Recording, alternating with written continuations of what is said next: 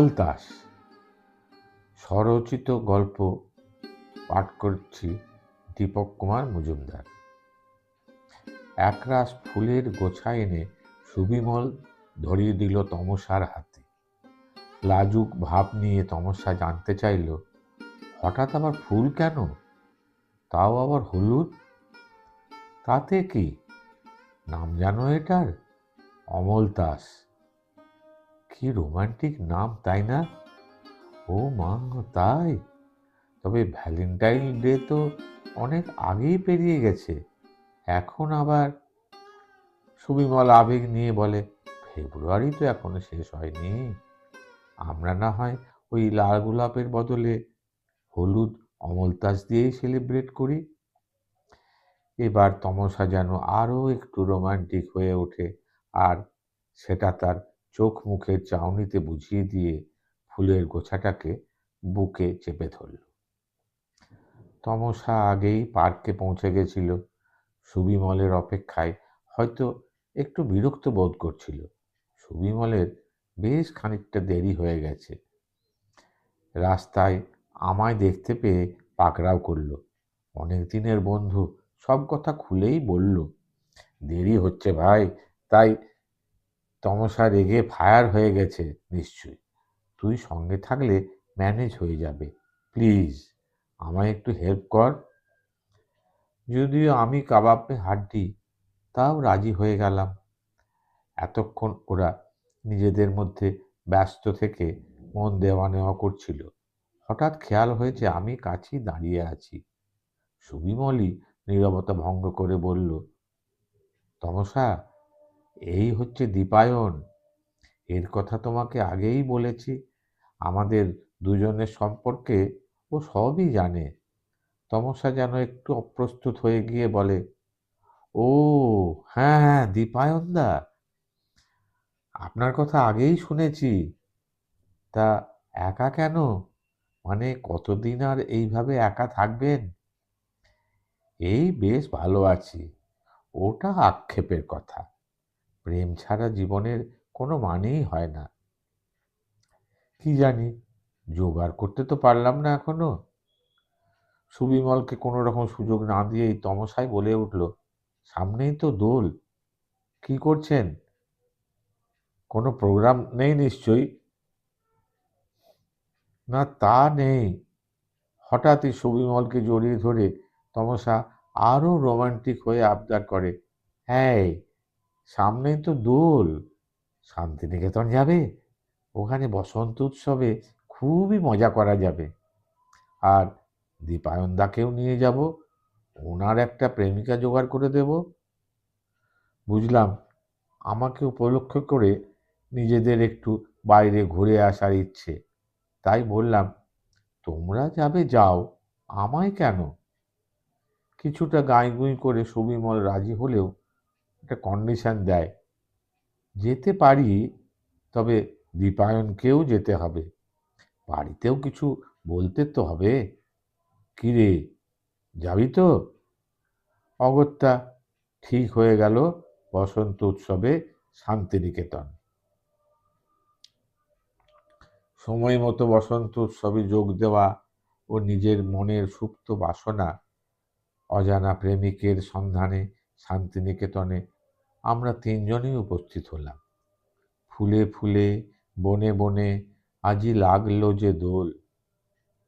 সত্যি, পলাশের লাল রং আর আবিরের লাল রং সব মিলেমিশে এখানে আকাশে আজ রঙিন।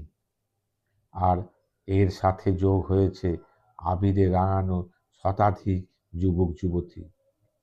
এ যেন সত্যি প্রেমের নিকেতন। কিন্তু শুধু চেয়ে চেয়ে দেখা আর আফসোস করা ছাড়া আমার তো আর কিছু করার নেই।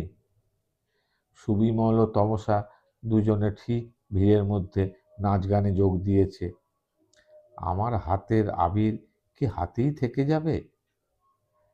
এক পাশে দাঁড়িয়ে এই সবই যখন ভাবছি, ঠিক সেই মুহূর্তে দেখি আমার কাছে দাঁড়িয়ে ছিপছিপে ফর্সা চেহারার এক সুন্দরী আমার দিকে তাকিয়ে বলছে, কি ব্যাপার, আজ দোলের দিন, রং খেলছেন না? নিশ্চয়ই রং খেলবো, তাই জন্যই তো এতক্ষণ অপেক্ষা করছিলাম। এই বলে এক মুহূর্ত নষ্ট না করে অতর্কিতে তার গালটা ও সারা মুখটা রাঙিয়ে দিলাম। হঠাৎ ঘটে যাওয়া ব্যাপারটায় একটু অপ্রস্তুত হলেও আধো আধো লাজুক মুখে তার হাতের একটা প্যাকেট থেকে খানিকটা আবির নিয়ে এবার আমার মুখে লাগিয়ে দিয়ে নিজের কাপড়টা সামলে একটু এগিয়ে গেল। তারপর আমরা দুজনেই হাসতে হাসতে আরো কাছে এগিয়ে গিয়ে বললাম, চলুন, ওই সামনের সবাই নাচ করছে আর গাইছে, ওখানে যাই। চোখের ইশারায় বুঝিয়ে নিজেকে বুঝিয়ে রাজি করালো। একসঙ্গে এগোলাম। ফাগুন হাওয়ায় হাওয়ায় করেছি যে দান, তোমার হাওয়ায় হাওয়ায় করেছি যে দান, আমার আপন হারা প্রাণ, আমার বাঁধন ছেঁড়া প্রাণ। আমারও আজ বাঁধন ছেঁড়া প্রাণ। এত মানুষের নাচ গানের আনন্দে আমার মনের ভেতরটাও গুনগুন করে উঠেছে। ওনাকে বললাম, কি গান গাইলেন না? সপ্রতিভ হয়ে জবাব দিল, না বাবা, আমি পারবো না। তাহলে চলুন, ওইখানে একটু ফাঁকা জায়গায় গিয়ে বসি। বলি সাহস করে হাতটা চেপে ধরে কোনো রকমে অবকাশ না দিয়েই টেনে নিয়ে ঘাসের উপরে বসলাম।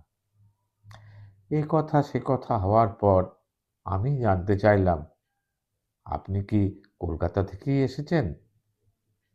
কদিন থাকার প্ল্যান? কালকের দিনটাও আছে। আপনি? কাল সকালেই চলে যাবার প্ল্যান ছিল, কিন্তু এখন ঠিক করলাম কালকের দিনটা থেকেই যাব। হঠাৎ প্ল্যান চেঞ্জের কারণ? কিছুটা এখানকার পরিবেশ আর বাকিটা আপনি। কাঁধের ওপর হালকা ধাক্কা দিয়ে, কি যে বলেন, আর কি বা দেখলেন আমার মধ্যে? ওই আবির রাঙা মুখে কাজল কালো চোখ, লজ্জায় মুখটা আরো লাল হয়ে ওঠে। আপনি দেখছি খুব দুষ্টু, এত কিছু লক্ষ্য করেছেন? হয়ে যায়, আর সুন্দর কার না ভালো লাগে বলুন? এরপর দুজনেই হাসতে হাসতে মনের আরো কাছাকাছি চলে এলাম। আমি দীপায়ন, আপনি? বলে হাতটা বাড়িয়ে দিলাম। নন্দিনী। ঠিক যেমনটা ভেবেছিলাম। মানে, এই পরিবেশে এই নামই মানায়। প্রশংসা কার না ভালো লাগে? এইভাবে নানা রকম হাসি ঠাট্টা চলতে চলতে বেলা যখন পেরিয়ে গেছে বুঝতেই পারিনি। নন্দিনী তাগাদা দিয়ে উঠে দাঁড়িয়ে বুকের কাছে আগাছালো শাড়িটা ঠিক করলো। চলুন, এবার যাওয়া যাক। অগত্যা, কাল আবার দেখা হবে নিশ্চয়ই। আগেও দেখা হয়ে যেতে পারে। এখানেই যখন আছি, উত্তর অপেক্ষা না করেই একটু একটু করে ভিড়ের মধ্যে আড়ালে চলে গেল। হঠাৎ পিঠের একটা আলতো থাপ্পড় খেয়ে সচকিত হয়ে গেলাম। কি, কিছু এগোলো? সব দেখেছি। তমসা জানতে চাইল। আগে কিছু খাওয়ার ব্যবস্থা হোক, পরে সব বলছি। খাওয়া দাওয়া সেরে একটু নিরিবিলিতে সাম্প্রতিক প্রেমের কথা ভাবছি। তমসা ও সুবিমলের চাপাচাপিতে কম বেশি অনেকটাই বলতে বাধ্য হলাম। ওদের উৎসাহও কম নয়। সন্ধ্যার পর আবার বেরোলাম। এ দোকান ও দোকান করে তমসারা কেনাকাটা করছে। আমি তাদের সঙ্গে আছি, সঙ্গ দিচ্ছি। তবে আমার চোখ কিন্তু অন্য একজনকে খুঁজে চলেছে, নন্দিনীকে। না, অনেক চেষ্টা করেও দেখতে পেলাম না। একবার একটু চোখের দেখা, না দেখতে পেলেই মন খারাপ হওয়া, এটাই বোধহয় প্রেমে পড়া। পরদিন আবার বেরোলাম। আম্রকুঞ্জের পাশ দিয়ে এগিয়ে যাচ্ছি। শান্তিনিকেতনে বসন্ত উৎসবের রেশ এখনো কাটেনি। একটুকু ছোঁয়া লাগে, একটুকু কথা শুনি, তাই দিয়ে মনে মনে রুচি মম ফাল্গুনি। কিছু পলাশের নেশা, কিছু বা চাঁপায় মেশা, তাই দিয়ে সুরে সুরে রঙে রসে জাল বুনি। আমিও সেই প্রেমের জাল বুনতে শুরু করেছি। হলুদ রংটা আমার প্রিয় রং, তাই আমিও একগুচ্ছ অমল তাস নিয়েছি। যদি দেখা হয়, যদি কথা হয়, এইসব কথা ভাবতে ভাবতে বাঁদিকে বড় ঘণ্টাটার বেদির কাছে নজর পড়তেই দেখি নন্দিনী বসে আছে। প্রেমের প্লাবন যেন বাঁধ ভেঙে বেরিয়ে আসতে চাইছে।